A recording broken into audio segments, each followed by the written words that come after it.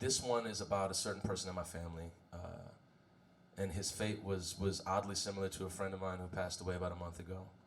But yeah, this is for Timmy.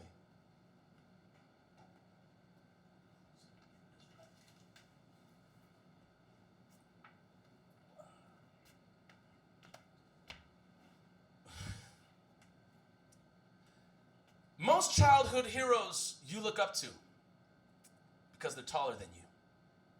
And you're shorter than most people as a child. So aside from all adults looking like giants, your childhood hero most likely looks like a giant as well. And when you're 4 years old and your parents just separated less than a week ago and you don't know what the hell is going on because your mother packed your sister and you into a car while your dad was at work and relocated to Minnesota from New Orleans at bank heist level speeds, the imaginary friends, gotta be real with you, they don't all hop in the ride on that one. Some of them are like, hey girl, heard you're going to Minnesota. We're gonna stay here. Have fun with that. We love this for you, but you know, we'll see you when you come back. And really at that juncture, any adult with a mild sense of modern fashion or a glint of confidence could serve as my childhood hero. So, upon my mother's return to Minnesota, we went and visited every single relative. And at this next stop, we visited my second cousins, the Brandles. In the ginormous suburb of Woodbury, where the houses tower like castle log cabins grazing the clouds above swirling streets seemingly made for go-kart tournaments. You couldn't hear a single police siren. You couldn't hear a single sputtering engine aged over 90,000 miles. And the basements, carpeted. God, what is this strange, new, sterile and cold white world? And upon entering the suburban safehold, white people hovering 3 feet above my head in gleeful homecoming,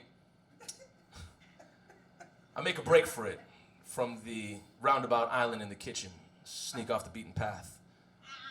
Curious to colors, flashing and flaring from a room down a distant dark hallway.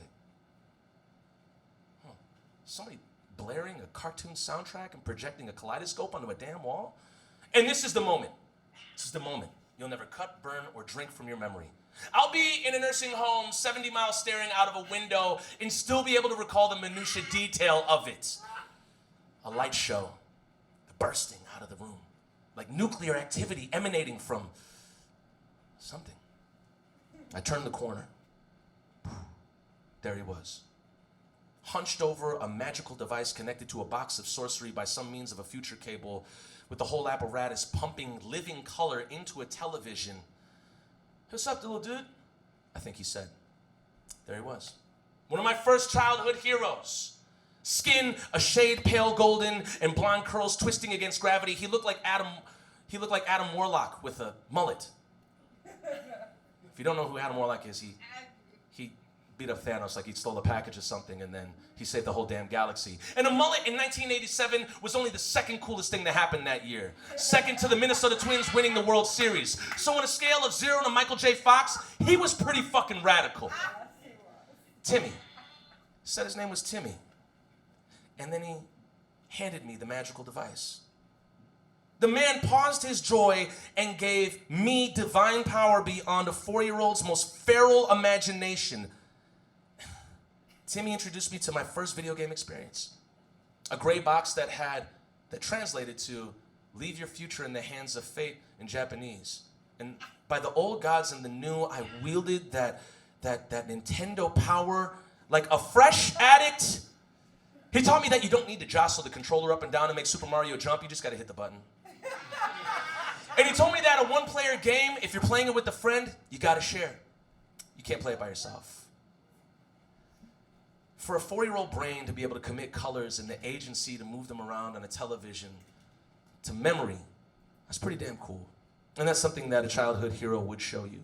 But today, now, more than twice Timmy's age when I met him that night, I look back at it and I just don't think hero is the most definitive word for him at that moment, because he handed me the controller. The memory is cool, but the act and lesson in sharing never dies. That's what makes Timmy more than a hero to me. Makes him a legend. And you know what they say about legends. And today, although it may feel like a one-player game, and even if it is, I promise you, I promise you, you never have to go it alone.